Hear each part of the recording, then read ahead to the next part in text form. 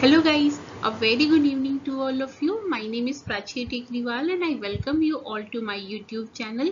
Well friends, this channel is for those students who are preparing for NTA UGC NET examination in Labor Welfare Code 55 and also for those who are preparing for the IBPS Specialist Officer and other public sector examination in Human Resource Management. So as in our last class we discussed about the concept of the leadership and also we discussed about the types of the leadership and we also cover the types of the leaders. Fine, so today we are going to learn about the theories of the leadership.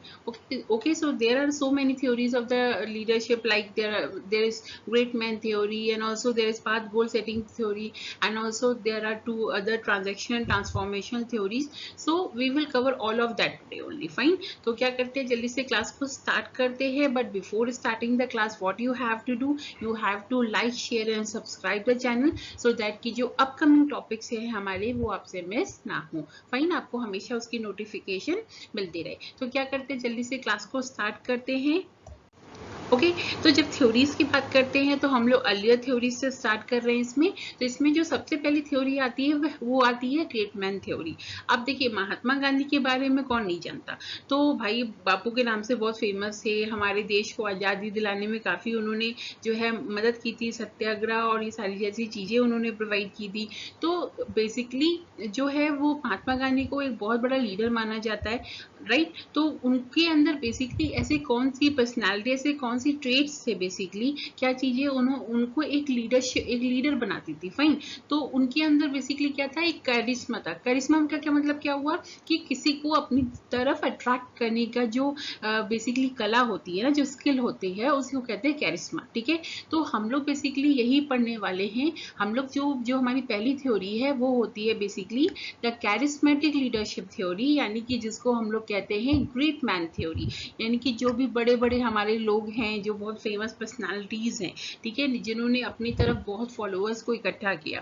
Fine, तो उनके अंदर आखिर ऐसा क्या होता है, तो ये उनके अंदर एक कैरिस्मेटिक पर्सनालिटी होती है, उनकी एक जो है अट्रैक्टिव पर्सनालिटी होती है और यही रीजन होता है कि उनकी तरफ फॉलोअर्स क्या होते हैं, खींचे चले जाते हैं. फाइन, तो इसमें क्या है, लीडर्स आर एक्सेप्शनल पीपल. जो लोग होते हैं वो क्या होते हैं, एक्सेप्शनल होते हैं and they are born with. यानी कि देखिए यहाँ पे क्या बात हो रही है, यहाँ पे लीडरशिप बाद में नहीं एक्वायर हो रही है, यहाँ पे उनके अंदर ये जो है ना जन्मजात क्वालिटी है. फाइन, विथ इनेट क्वालिटीज, उनके अंदर ये अंदरूनी क्वालिटीज होती है.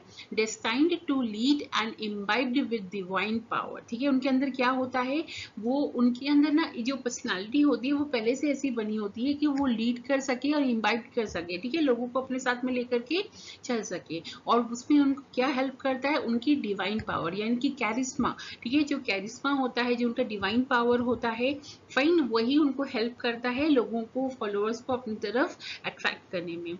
फिर leadership qualities can not be acquired through formal education and are sufficient to be successful. अब इसके हिसाब से क्या था कि जो लीडरशिप क्वालिटी होती है ना, वो आप एक्वायर नहीं कर सकते, आप उसको एजुकेशन के थ्रू एक्वायर नहीं कर सकते. फाइन, तो ऐसे हमेशा से ये क्वेश्चन रहा है कि लीडरशिप क्या बॉर्न क्वालिटी होती है या लीडरशिप एक्वायर की जाती है. तो जो खासकर आप में एमबीए की प्रिपरेशन कर रहे होंगे, कुछ ऐसे स्टूडेंट्स होंगे या कोई ऑलरेडी एमबीए कर रहा होगा, तो वो अच्छी तरीके से जानता होगा कि हमेशा हम लोग लीडरशिप की जब बात करते हैं तो हमेशा से एक क्वेश्चन रहता है कि is leadership a born quality और इट इज अचीव्ड. फाइन, तो वो क्या या उसको गेन किया जाता है कि वो बॉर्न आपके जन्मजात होती है. तो इसके हिसाब से, ग्रेट मैन थ्योरी के हिसाब से, लीडरशिप क्या होती है, जन्मजात होती है. फाइन, वो आप फॉर्मल एजुकेशन के थ्रू एक्वायर नहीं कर सकते, वो आपके अंदरूनी खुद एक डिवाइन पावर होती है, एक जो है आपके अंदर एक क्वालिटी होती है जिसके थ्रू आप लोगों को अपनी तरफ क्या करते हो, अट्रैक्ट करती है, आपकी तरफ अट्रैक्ट करती है. और साथ में क्या होता है, वो अपने आप में सफिशिएंट होती है सक्सेसफुल होने के लिए. फाइन, फिर लीडरशिप क्वालिटीज आर कमांडिंग. ठीक है, कमांडिंग पर्सनालिटी होती है लीडरशिप की, जैसे कि हम लोग हिटलर की बात करते हैं. फिर चार्मिंग होती है. फाइन, एक चार्म होता है. फिर एक करेज होता है, जैसे कि हम महात्मा गांधी बात करते हैं. इंटेलिजेंस की बात करते हैं, जैसे कि हमारे अपने खुद प्राइम मिनिस्टर हैं. फिर परसुएसिवनेस होती है, दूसरों को परसुएट कर सकते हैं. एग्रेसिवनेस होती है, यानी कि एक जो है एक पैशन होता है चीज़ों को करने का, चीज़ों को जो है उसको इम्प्लीमेंट करने का। फाइन, तो यही जो चीजें होती है, यही सारी जो लीडरशिप की क्वालिटीज होती हैं, ये एक्सप्लेन की गई ग्रेट मैन थ्योरी में। इसके हिसाब से क्या था, लीडरशिप जो है आप वो जन्मजात होती है, आप उसको एक्वायर नहीं कर सकते फॉर्मल एजुकेशन के साथ। बेसिकली इसमें आपकी कैरिस्मा होता है, आपके अंदर एक डिवाइन पावर होती है जिसके थ्रू आप अपने फॉलोअर्स को अपनी तरफ अट्रैक्ट करते हो। ओके, फिर हमारे अंदर आती है दूसरी ट्रेड थ्योरी। तो ट्रेड थ्योरी बेसिकली क्या कहती है, अब देखिए सबसे पहले हम लोग देखते हैं कि ट्रेड थ्योरी दी किसने थी। तो यहाँ पे ट्रेड थ्योरी दी थी रैल्फ स्टॉकडेल ने, और उन्होंने कब दी ये थ्योरी, ये थ्योरी उन्होंने दी 1940 में। फाइन, अगर ये क्वेश्चन फिर एग्जाम में अगर आपका बनता है तो आपको पता होना चाहिए कि ट्रेड थ्योरी किसने दी, रैल्फ स्टॉकडेल ने दी 1940 में। अब इसमें क्या था, इसमें क्या क्या कंसिडर किया गया, तो it considers the personal psychological and physical traits for strong leaders, ठीक है, ऑफ स्ट्रॉन्ग लीडर्स, यानी कि जो एक स्ट्रॉन्ग लीडर है, ठीक है, उसके अंदर ऐसी कौन से ट्रेट होते हैं, कौन सी पर्सनालिटी ट्रेड्स होते हैं जो कि उसको एक लीडर बनाते हैं। ठीक है, जैसे कि हम लोग बात करते हैं एग्रेसिवनेस, ओपननेस। फाइन, तो ये जो चीजें है ना, ये चीजें क्या होती हैं, ये सारी चीजें एक लीडर को हेल्प करती हैं लीडर बनने में। जैसे कि अभी हम लोग किसी भी लीडर की बात कर ले, जैसे हम लोग महात्मा गांधी की बात कर रहे थे ना, तो उनके अंदर एक कैरिस्मेटिक पावर था, एक जो डिवाइन पावर था। इसी तरह से हर किसी के अंदर एक पावर होता है।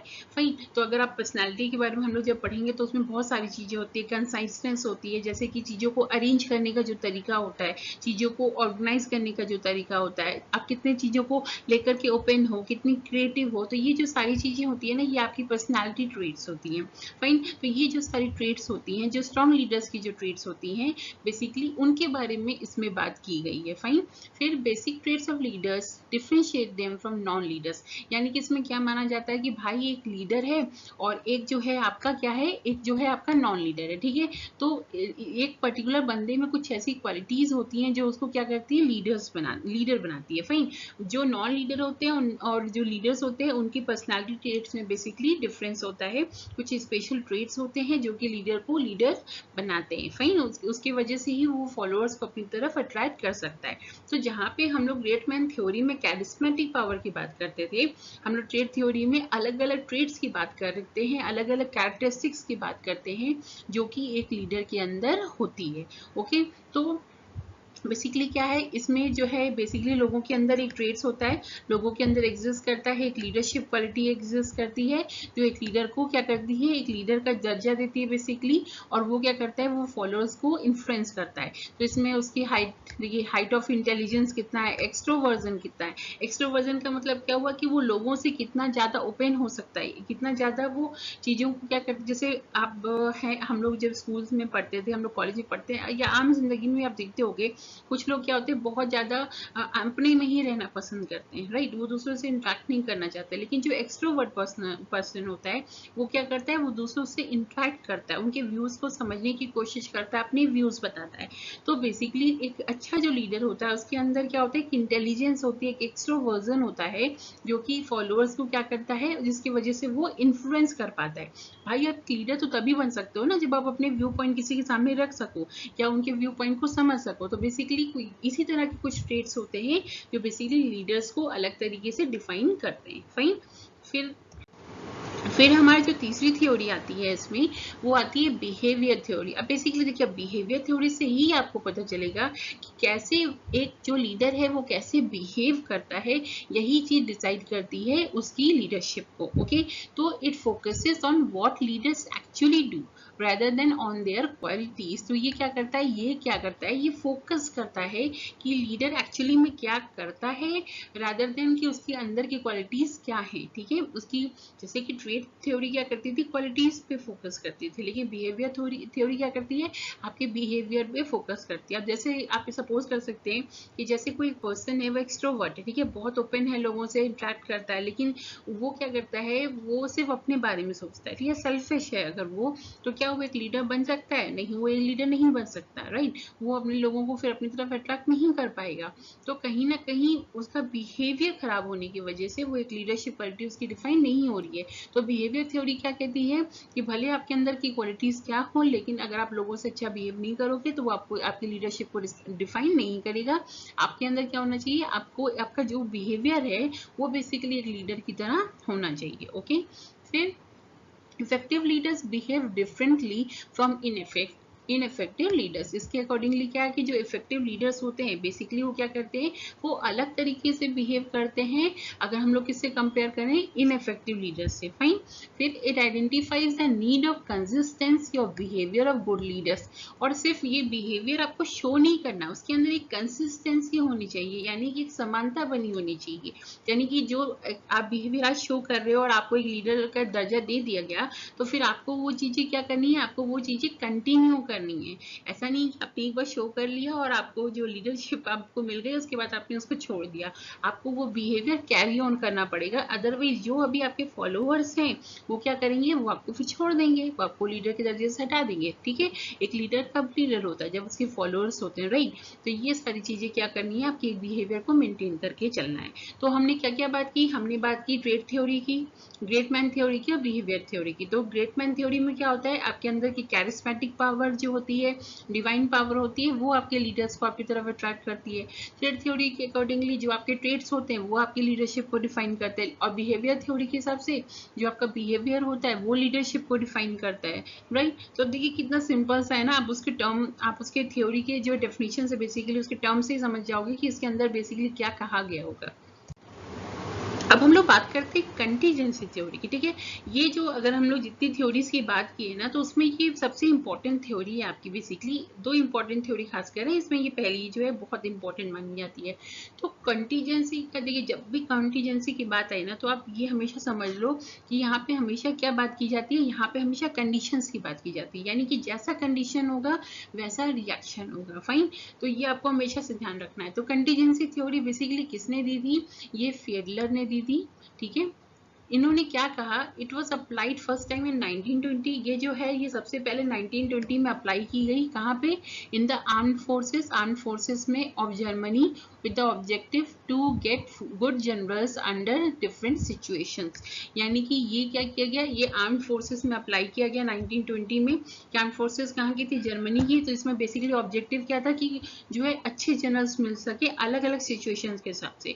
यानी कि जो लीडर है उसको कैसे डिफाइन किया जाएगा कि एक सिचुएशन को कौन सा लीडर जो है क्या कर सकता है, उसको फेस कर सकता है, फिर दूसरा सिचुएशन है तो उसको कौन सा लीडर फेस कर सकता है। तो इसके अकॉर्डिंगली क्या किया गया, यहाँ पे डिफरेंट डिफरेंट लीडर्स को, और इस अगर आर्म्ड फोर्सेस की टर्म में बात करें तो अलग अलग जनरल्स को क्या यहाँ पे क्या किया गया, उसको सेलेक्ट किया गया। ठीक है, फिर the behaviour of appropriate leader varies from one situation to another. यानी कि एक जो अच्छा लीडर होता है ना, वो हमेशा हर एक सिचुएशन में एक जैसे बिहेव नहीं करता है, वो सिचुएशन के अकॉर्डिंगली बिहेव करता है। यानी जैसी सिचुएशन रहेगी वो उसके हिसाब से बिहेव करेगा। फाइन, तो देखिए मैंने आपको बोला ना कि जहाँ पे कंटीजेंसी की बात आती है ना, वहाँ पे हमेशा सिचुएशन की बात होती है। ठीक है, तो यहाँ पे वही चीज है कि जैसा सिचुएशन वैसा बिहेवियर लीडर का। फाइन, तो जो लीडर होता है, जो अच्छा लीडर होता है, जो अप्रोप्रिएट लीडर होता है, वो क्या करता है, वो सिचुएशन के हिसाब से जो क्या करता है, अपनी लीडरशिप की जो स्टाइल से होते हैं उनको फॉलो करता है। फाइन, फिर इसमें कौन कौन से एरिया ऑफ कंसर्न थे, पहला तो लीडर मेंबर रिलेशन। ठीक है, इसमें तीन चीजों की बात की गई थी। तो इसमें सबसे पहला है कि लीडर और मेंबर का रिलेशंस कैसे है। ठीक है, तो भाई उनके बीच में जैसा रिलेशन होगा उसके हिसाब से जो है क्या करेगा कि मतलब लीडरशिप जो है डिफाइन होती है। अब देखिए अभी जैसे हमने बात की तो हिटलर है, ठीक है, तो हिटलर के भी तो फॉलोअर्स थे एक्चुअली में, लेकिन यहाँ पे क्या हुआ, यहाँ पे जो है कहीं ना कहीं क्रुएल्टी थी। फाइन, लेकिन वहीं पे अगर महात्मा गांधी की बात करते हैं तो वहाँ पे भी जो है उसने उनके फॉलोअर्स थे, लेकिन वहाँ पे क्रुएल्टी नहीं थी, वहां पे सत्याग्रह था, ये सारी चीजें थी। फाइन, नॉन वायलेंस था। तो यहाँ पे लीडर और मेंबर के बीच में कैसा रिलेशनशिप है उस पर डिपेंड, वो भी डिफाइन करता है एक लीडरशिप को। फिर टास्क स्ट्रक्चर क्या है, यानी कि आप क्या काम करने के लिए वो चीजें कर रहे हो। फाइन, वो काम अच्छा है, बुरा है, कैसा है, ये सारी चीजें भी क्या करती हैं, लीडरशिप को डिफाइन करती हैं। फिर लीडर की खुद की पोजीशन क्या है, ठीक है, खुद की एक इंपॉर्टेंस कितनी है, ये सारी चीजें मैटर करती हैं आपकी इसमें। ठीक है, तो कंटीजेंसी थ्योरी में कौन सी तीन सिचुएशन की बात की गई, इसमें लीडर मेंबर की क्या रिलेशन है, टास्क स्ट्रक्चर कैसा है, और लीडर की खुद की पोजीशन क्या है, ये चीजें डिफाइन करती हैं लीडरशिप बिहेवियर को। फाइन, फिर इसमें आपका एक टर्म आया था जिसमें जिसमें कहा गया था द लीस्ट प्रिफर्ड को वर्कर स्किल। ठीक है, ये क्यों डेवलप किया गया था? इसमें जो है क्या माना जाता है कि हर किसी की अंदर इक्वालिटी होती है, कोई ना कोई किसी सिचुएशन को फेस कर ही लेता है। ठीक है, तो वो उसके हिसाब से उसको लीडर एक माना जा सकता है। तो इसीलिए इसमें जो ऑप्शन दिया जाता था एम्प्लॉयज को, तो इसमें उसको ऑप्शन दे दिया जाता था कि मतलब उसमें आपको पॉइंट्स चारों ही पॉजिटिव ही होते थे। जैसे एक क्वेश्चन दिया गया उसमें आपके सारे पॉइंट्स पॉजिटिव ही दिए गए। ठीक है, और उसमें उसको एम्प्लॉय को क्या करना हो, उसको क्या सेलेक्ट करना होता था कि उसमें वो इन चारों में से किसमें के साथ सबसे ज्यादा बस एडजस्ट करके चल सकता है, मतलब सबसे कम एडजस्ट करके जिसके साथ चल सकता है उसको क्या करना है, उसको सेलेक्ट करना है। क्योंकि भाई अब एकदम निगेटिव जो चला जाता है ना वो काफी ज्यादा नुकसानदायक हो जाता है। फाइन, तो इसमें क्या उसको सेलेक्ट करना होता था कि भाई अगर आपके पास ऐसे लीडरशिप के 4 ट्रेड्स दिए हुए, तो ऐसा कौन सा ट्रेट है जिसके साथ आप सबसे कम प्रेफर करोगे काम करना। ठीक है, तो उसको सिलेक्ट करना होता था।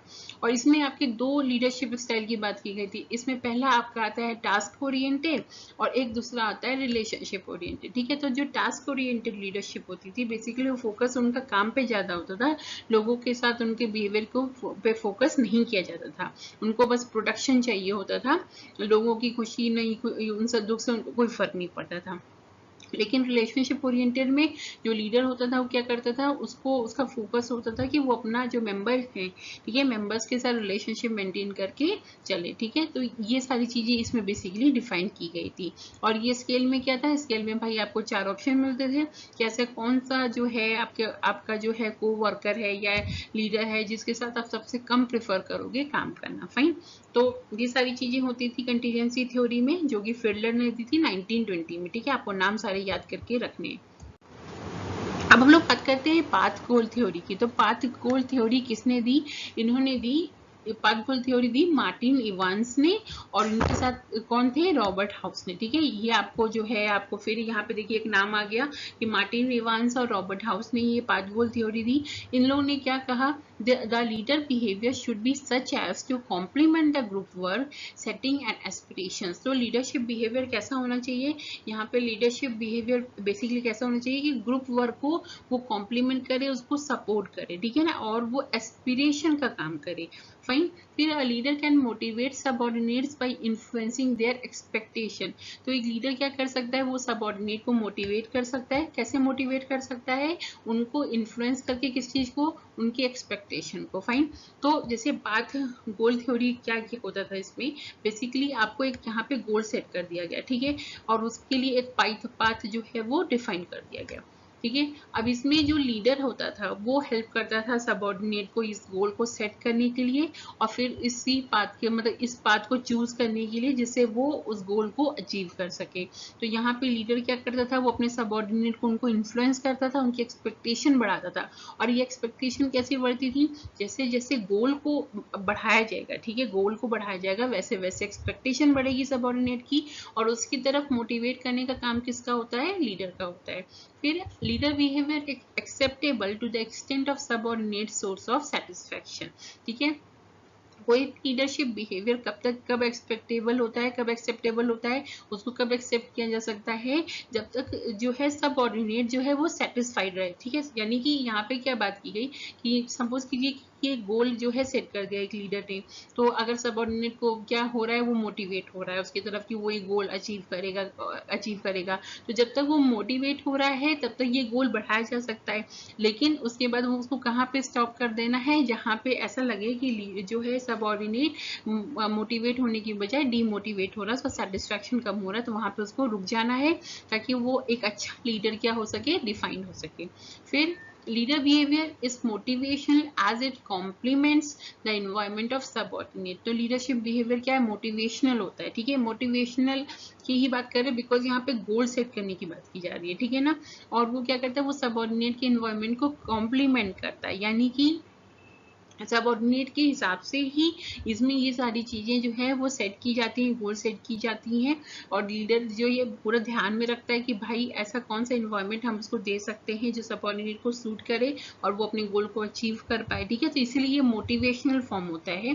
फिर लीडर्स बिहेवियर, इसमें किस तरह के बिहेवियर होते हैं? डायरेक्टिव होते हैं जिसमें डायरेक्शन दिया जाता है, सपोर्टिव होते हैं, बेसिकली यहाँ पे पार्टी जो है सपोर्ट की तरह काम करता है।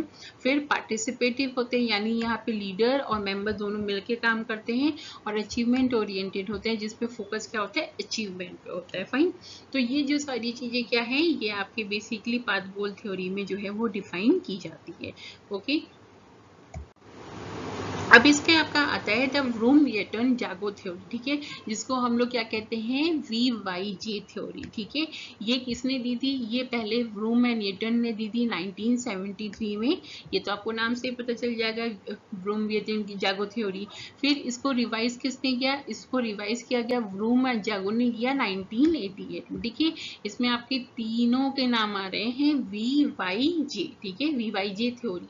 इसमें क्या कहा गया था? This model is decision making tree that enables a leader to examine a situation and determine which style or level of involvement to engage। ठीक है, तो इसमें क्या करते थे? इसमें एक डिसीजन मेकिंग ट्री होता है ये बेसिकली मॉडल। इसमें क्या होता है? इसमें लीडर क्या करता है? सिचुएशन को एग्जामिन करता है। ठीक है, और फिर डिटरमाइन करता है कि कौन सा स्टाइल, कौन सा लीडरशिप स्टाइल जो है उसको इन्वॉल्व किया जा सके, जिससे कि जो है ना वो जो सिचुएशन है उसको टैकल किया जाए। ओके, फिर it identifies 5 styles along a continuum ranging from autocratic to consultative to group based. ठीक है, इसमें क्या होता था? इसमें अलग अलग तरीके के स्टाइल्स की बात की गई है, लीडरशिप स्टाइल्स की बात की गई है। तो इसमें क्या है, जैसे कि आपकी कॉन्टिनम है, इसमें आपकी ऑटोक्रेटिक से शुरू होती है और कंसल्टेटिव पे जाती है। हम लोगों ने ऑलरेडी ये पढ़ा हुआ है, अगर आप पिछली क्लास में जाके देखोगे तो आपको ये चीज मिल जाएगी। तो ऑटोक्रेटिक में क्या हुआ? ऑटोक्रेटिंग में जो सारा ही रिस्पॉन्सिबिलिटी बेसिकली कौन लेता है? लीडर लेता है। वो जो है अथॉरिटी लेता है। ठीक है ना, वो बस कमांड देता है, मेंबर्स को फॉलो करना होता है। इसी तरह से सपोर्टिव होता है जिसमें कि लीडर और मेंबर साथ में मिलते हैं और जो है लीडर एक तरह से सपोर्ट से काम करता है या मेंबर एक तरह से सपोर्ट से काम करते हैं। फिर कंसल्टेटिव होता है जिसको भी उसको सेम सपोर्टिव कहा जाता है। फिर उसमें पार्टिसिपेटिव होता है। ठीक है, तो ये जो सारी चीजें हैं ना बेसिकली क्या है, ये बेसिकली आपकी एक स्टाइल्स होती हैं जो लीडरशिप स्टाइल्स होती हैं। तो पूरी सिचुएशन को एग्जामिन करने के बाद लीडर देखता है कि इसमें से आखिर ऐसा कौन सा स्टाइल है जो वो फॉलो कर सकता है। ठीक है, फिर it argues that decision effectiveness is best judged by the quality of decision। ठीक है, and by the acceptance of that decision on the part of the employees। तो ये क्या आर्ग्यू करता है कि जो डिसीजन की इफेक्टिवनेस है, ठीक है, वो कैसे जज की जा सकती है? वो क्वालिटी देखी जा सकती है डिसीजन की कि भाई अब जो डिसीजन आपने लिया, ठीक है, उससे क्या आपको रिजल्ट मिल रहा है। और वो डिसीजन जो आप ले रहे हो वो एम्प्लॉय को, मतलब वो एम्प्लॉय कितना एक्सेप्ट कर रहा है, तो उसके बेसिस पे क्या कर सकते हैं हम लोग? डिसीजन के इफेक्टिवनेस को नाप सकते हैं। ठीक है, तो अल्टीमेटली बेसिकली इसमें यही कहा गया है कि सिचुएशन को जो है पहले क्या करता है? लीडर एग्जामिन करता है, उसको डिटरमाइन करता है और देखता है कि कौन सा स्टाइल और लेवल्स में इंगेज कर सकते हैं। तो इसमें अलग अलग स्टाइल्स होते हैं, ऑटोक्रेटिक हो गया, पार्टिसिपेटिव हो गया, ठीक है, कंसल्टेटिव है आपका। तो ये जो सारी स्टाइल्स हैं वो इसमें क्या करते हैं? इन्वॉल्व किए जाते हैं और ये देखा जाता है कि भाई कौन सा स्टाइल बेटर रहा। ठीक है, कौन सा डिसीजन मेकिंग स्टाइल बेटर है। तो ये सारी चीजें मतलब कैसे नापी जाती हैं कि भाई उसका रिजल्ट देख के और उसी स्टाइल को कितना ज्यादा एम्प्लॉइज एक्सेप्ट कर पा रहे हैं। ठीक है, तो इसी के बेसिस पे ये सारे काम होते हैं। ये किसने दिया था? व्रूम वेटन जागो थ्योरी जो है व्रूम वेटन ने दिया था 1973 में और रिवाइज किया था व्रूम एंड जागो ने 1988 में। फाइन, तो आई होप कि आपको जो है ये सारी चीजें समझ में आई होंगी। कोई भी थ्योरी में आपको कंफ्यूजन हो तो आप do feel free to ask me. आप कमेंट सेक्शन में लिख के मुझसे सारी क्वेश्चंस या सारी इनसे रिलेटेड क्वेश्चंस कुछ भी पूछ सकते हो। फाइन,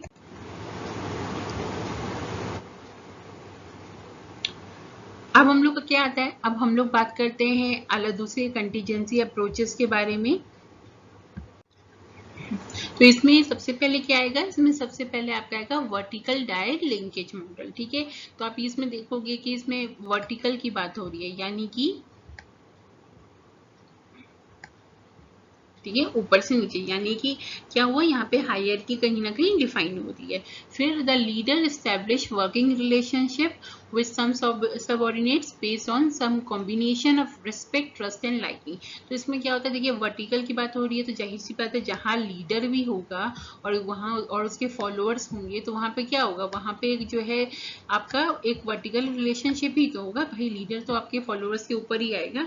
तो यहाँ पे क्या हो रहा है कि लीडर के और फॉलोअर के बीच में कैसा रिलेशनशिप है, ठीक है, वो सारी चीजें क्या करती हैं, वो मतलब उसको एस्टैब्लिश किया जाता है इसमें, ठीक है। तो और ये कैसे एस्टैब्लिश होती हैं भाई, देखा जाता है कि वहाँ पे कितना रिस्पेक्ट है, कितना ट्रस्ट है और कितनी लाइकिंग है फॉलोअर्स के मन में अपने लीडर को लेकर के। तो आपने देखा होगा जैसे कि हम लोग बात करते हैं, हम लोग जब स्कूल कॉलेज में पढ़ते थे तो आप देखोगे कुछ बच्चे ऐसे होते हैं जो टीचर के फेवरेट होते हैं ना, फिर कहीं ना कहीं teacher out of the way जाके उनको थोड़ा सपोर्ट करते हैं, ये हर जगह होता है, एक नॉर्मल सी बात है। और इसी तरह से किसी ऑर्गेनाइजेशन में आप देखे होंगे कि वहाँ पे बॉस जो है कुछ एम्प्लॉयज को बहुत सपोर्ट करते हैं और कुछ को देख करके ही उनको लगता है कि नहीं ये गलत ही है, ठीक है। सेम चीज़ हमारे स्कूल कॉलेज में भी हुआ है। तो बेसिकली वो कहीं ना कहीं एक रिलेशन होता है अपने कि वो कैसा रिलेशन मेंटेन करते हैं दोनों लोग आपस में, एक लीडर और एक उसके फॉलोअर, ठीक है। तो जो ये बहुत फेवरेट वाला ग्रुप होता है ना, इसी को कहते हैं इन ग्रुप, क्योंकि कहीं ना कहीं यहाँ पे जो रिस्पेक्ट, ट्रस्ट और लाइकिंग होती है वो ज़्यादा होती है, और जहाँ पे ये चीज़ें थोड़ी कम होती हैं तो वहाँ पे थोड़ा सा उनके बीच में डिफरेंस होता है, और वो क्या आपका कहलाता है, वो आपका कहलाता है आउट ग्रुप, ठीक है। तो यहाँ पे बेसिकली इन्हीं दोनों ग्रुप्स की बात की गई थी। फिर यहाँ पे each manager subordinate relationship represent one vertical dyad. तो ये जो आप हम लोग देख रहे हैं ना यहाँ पे, ये क्या है, ये आपका एक वर्टिकल डायड है, ठीक है, यानी कि लीडर और फॉलोअर के बीच का रिलेशन। तो ये हर एक वर्टिकल डायड क्या रिप्रेजेंट करता है, ये हर एक मैनेजर और हर एक सबऑर्डिनेट के बीच में एक रिलेशनशिप को रिप्रेजेंट करता है, ठीक है। कि एक मैनेजर या लीडर के बीच और एक फॉलोअर या वर्कर की बात करते हैं तो उनके बीच में कैसा रिलेशनशिप शेयर होता है, ठीक है। फिर आपका नेक्स्ट आता है लाइफ साइकिल मॉडल। तो लाइफ साइकिल मॉडल में क्या होता है, उसमें आपका सबसे पहले appropriate leader behaviour depends on the maturity of the followers, कितने फॉलोअर्स कितने मैच्योर है इस पर बहुत डिपेंड करते हैं, ये डिसाइड करते हैं लीडरशिप बिहेवियर को। फिर maturity includes motivation, competence and experience, ठीक है। तो ये मैच्योरिटी किस पे डिफाइंड होती है कि भाई अगर फॉलोअर्स को कितना, उनका मोटिवेशन लेवल कितना है, उनकी कॉम्पिटेंस कितनी है, उनकी एक्सपीरियंस कितना है, ये चीजें फॉलोअर्स की ये चीजें लीडरशिप बिहेवियर को डिसाइड करती हैं, फाइन। फिर it also suggest that as followers become more mature the leader needs to move gradually from high to low task orientation, ठीक है। तो इसमें क्या होता है कि इसमें बेसिकली ये नोटिस किया गया कि जैसे जैसे जो फॉलोअर्स होते हैं, ठीक है, वो ज़्यादा मैच्योर होते जाते हैं। तो मैच्योर कैसे हो रहे हैं, उनका मोटिवेशन लेवल बढ़ जा रहा है, उनकी कॉम्पिटेंस बढ़ जा रही है, उनका एक्सपीरियंस लेवल बढ़ जा रहा है, ठीक है।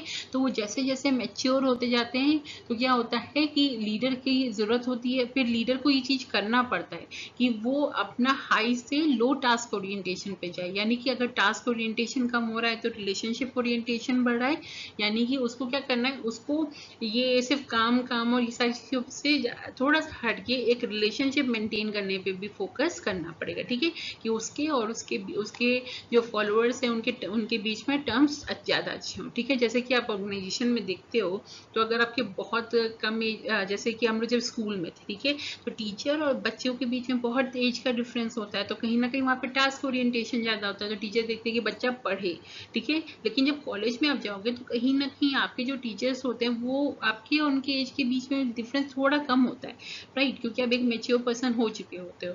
तो वहाँ पे क्या होता है, टीचर देखते हैं कि भाई आपको सिर्फ पढ़ाई पे फोकस करवाएंगे तो कहीं ना कहीं आप उनकी बातें नहीं सुनोगे, तो वो क्या करते हैं, आपको हर जगह इंगेज करने की कोशिश करते हैं, अलग अलग चीज़ों में इंगेज करने की कोशिश करते हैं, आपसे एक फ्रेंडली बिहेवियर रखने की कोशिश करते हैं। कॉलेजेस में ऐसा होता है ना, क्योंकि आप एक मेच्योर पर्सन हो चुके होते हो। तो यही चीज़ होता है लाइफ साइकिल मॉडल में, जब एक फॉलोअर्स कम मेच्योर होता है तो वहाँ पे जो एक लीडर होता है वो टास्क ओरिएंटेशन पे ज़्यादा ध्यान देता है, वहाँ पे टास्क ओरिएंटेशन हाई होता है। लेकिन जैसे जैसे जो है फॉलोअर मेच्योर होता जाता है तो जो एक लीडर होता है वो क्या करता है, वो आपके रिलेशनशिप ओरिएंटेशन पे ज़्यादा ध्यान देता है, टास्क ओरिएंटेशन को कम कर देता है। ओके, तो ये आपका लाइफ साइकिल मॉडल है। और वर्टिकल डायड में क्या था कि मैनेजर और सबऑर्डिनेट के बीच में कैसा रिलेशनशिप जो है एक्सचेंज होता है, उस उस चीज़ के बारे में बात की गई इसमें, ठीक है। इसमें हम लोग ने 2 ग्रुप की बात की, इन ग्रुप जिसमें रेस्पेक्ट, ट्रस्ट और लाइकिंग ज़्यादा होती है, और एक आउट ग्रुप होता है जिसमें ये चीज़ें थोड़ी कम होती हैं। ओके, तो ये दोनों चीज़ें आपकी थी कंटीजेंसी अप्रोचेस में। अब आपका last but not the least यानी कि ट्रांजैक्शनल वर्सेस ट्रांसफॉर्मेशनल लीडरशिप।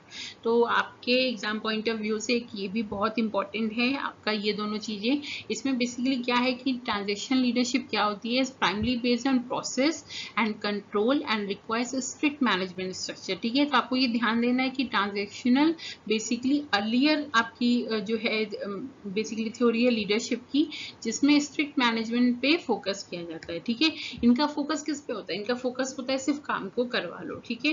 फिर ट्रांसफॉर्मेशनल लीडरशिप, अभी जब ट्रांसफॉर्मेशनल की बात करते हैं तो ट्रांसफॉर्म, ठीक है, ऑलरेडी जो चेंज हो चुकी है, इवॉल्व हो चुकी है।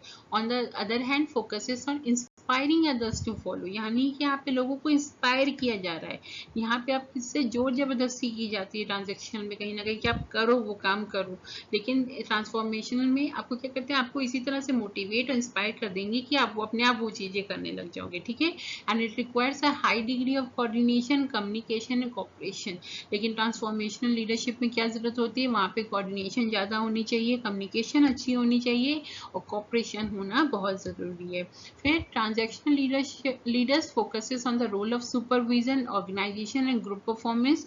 जो ट्रांजैक्शनल लीडर्स होते हैं वो क्या करते हैं, वो सुपरविजन पे बहुत फोकस करते हैं, वो ऑर्गेनाइजेशन पे बहुत फोकस करते हैं, ग्रुप परफॉर्मेंस पे फोकस करते हैं। They are concern about the status quo, वो उनका फोकस क्या होता है कि भाई एक स्टेटस आपको मेंटेन करके रखना है और डे टू डे प्रोग्रेस जो है गोल्स पे करना है, ठीक है। लेकिन जो ट्रांसफॉर्मेशनल लीडर्स होते हैं वो क्या करते हैं, वो इनहैंस करते हैं, आपके मोटिवेशन को बढ़ाते हैं और आप फॉलोअर्स को इंगेज करते हैं bye directing their behaviour towards a share vision. यानी कि ट्रांजैक्शनल लीडरशिप में बेसिकली क्या हो रहा है, ट्रांजैक्शनल की जब हम लोग बात करते हैं तो वहां पे ध्यान दिया जाता है कि भाई आपका डे टू डे जो है एक सुपरविजन होता रहे, आपके काम का ट्रैक रखा जाए, ठीक है, आप गोल की तरफ कितना मूव कर रहे हो। लेकिन ट्रांसफॉर्मेशनल लीडरशिप में क्या हो रहा है, इसमें क्या करता है लीडर, इसमें आपको मोटिवेट करने की कोशिश करता है और आपको इंगेज रखता है। इंगेज कैसे रखता है, उसने एक विजन शेयर कर दिया, उसने विजन सेट कर दिया और क्या है ना, वो विजन आप दोनों लोग मिलकर देख रहे हो, यानी एक लीडरशिप, एक लीडर और एक फॉलोअर, दोनों मिलकर वो विजन देखते हैं और उसकी तरफ बढ़ने की कोशिश करते हैं। लेकिन ट्रांजैक्शन में एक गोल सेट कर दिया जाता है और भाई जो है फॉलोअर पे एक रहता है, जो कहीं ना कहीं प्रेशर रहता है कि आपको उस गोल की तरफ क्या करना है, मूव करना है, ठीक है। फिर the difference can be summed up as follows, कैसे इसको समड अप कर सकते हैं, transactional leaders look at how to get things done. देखिए जैसे मैंने आपको बताया ना कि ट्रांजैक्शन में बेसिकली क्या फोकस किया जाता है कि काम कैसे हो जाए, ठीक है। और ट्रांसफॉर्मेशनल में क्या होता है, looks at how to motivate people to do the things, यानी इसमें देखा जाता है कि लोगों को मोटिवेट कैसे किया जाए कि वो लोग खुद से काम करें, ठीक है। तो यही सारी चीजें आपकी होती है ट्रांजैक्शनल वर्सेस ट्रांसफॉर्मेशन लीडरशिप में। तो हम लोग ने किन किन चीजों की बात की, बेसिकली हम लोग ने बात की ग्रेट मैन थ्योरी की, जिसमें फोकस आपका कैरिस्मेटिक पावर पे होता है। हम लोग ने बात की आपकी पाथ गोल सेटिंग थ्योरी पे, जिसमें कि हम लोग जो है मोटिवेशन देते हैं बेसिकली एम्प्लॉय को कि वो अपने गोल को अचीव करने की कोशिश करे, राइट। इसी तरह से हम लोग ने और भी आपकी ट्रेड थ्योरी की बात की कि ट्रेड्स आपके डिफाइन करते हैं, ठीक है। बिहेवियर थ्योरी की बात की, बिहेवियर डिफाइन करता है लीडरशिप को। ट्रांजेक्शनल वर्सेस ट्रांसफॉर्मेशन लीडरशिप की बात करते हैं तो इसमें क्या है, इसमें क्या हो रहा है कि ट्रांजेक्शनल पे फोकस किया जाता है कि काम कैसे हो जाए और ट्रांसफॉर्मेशनल फोकस किया जाता है कि जो है लोगों को कैसे मोटिवेट किया जाए काम करने के लिए। और हम लोग ने 2 अप्रोचेस की बात की थी, जिसमें वर्टिकल डायड मॉडल की बात की थी, लिंकेज मॉडल की बात की थी, जिसमें मैनेजर और जो है एक वर्कर के बीच में कैसा रिलेशनशिप जो है वो है उस पर डिपेंड करता है चीजें, और उसको एक वर्टिकल डायड का बोला जाता है। इसी तरह से हम लोग ने जो है आपकी कई सारी थ्योरीज और सारी जो थ्योरीज हैं उन सारी चीजों को आज हम लोग ने कवर कर लिया। तो बेसिकली लीडरशिप की आपकी सारी थ्योरीज जो है वो आज कवर हो चुकी हैं, जिनको भी आप लोग जब भी आप एग्जाम देने जाओगे तो इसको एक बार जितने इसमें टर्म्स यूज हुए हैं ना, ये सारी चीजों को आप एक बार जरूर से जरूर पढ़ लोगे, बिकॉज इससे आपके एग्जाम में क्वेश्चन तो बनेंगे ही बनेंगे, ठीक है। और बाकी आपको कोई भी इससे रिलेटेड कंफ्यूजन है तो आप क्या करोगे, आप जो है नीचे आप कॉमेंट सेक्शन में लिख दोगे, आपके आंसर्स आपको मिल जाएंगे और साथ ही साथ आपको वीडियो सेशन कैसा लगा, तो आप क्या करोगे, आप उसके फीडबैक ज़रूर दोगे।